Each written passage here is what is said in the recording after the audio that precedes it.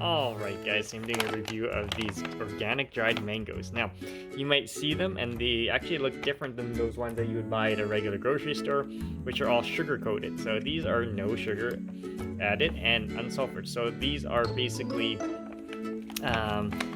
sulphite free, and take a look at this. There's the ingredients right there. It's just mangoes. Yeah, pretty neat.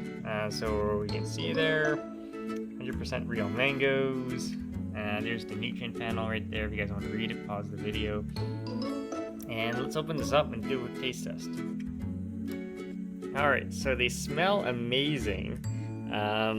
That's what they look like. Now, as you can see, they look different than your regular mangoes that you'd buy at a regular grocery store. They're not sugar coated. They are very neat. Now, the texture is going to be harder because they're not sugar coated. Yeah. And I would say they're not as soft as the sugar coated ones, but it makes it up for its flavor.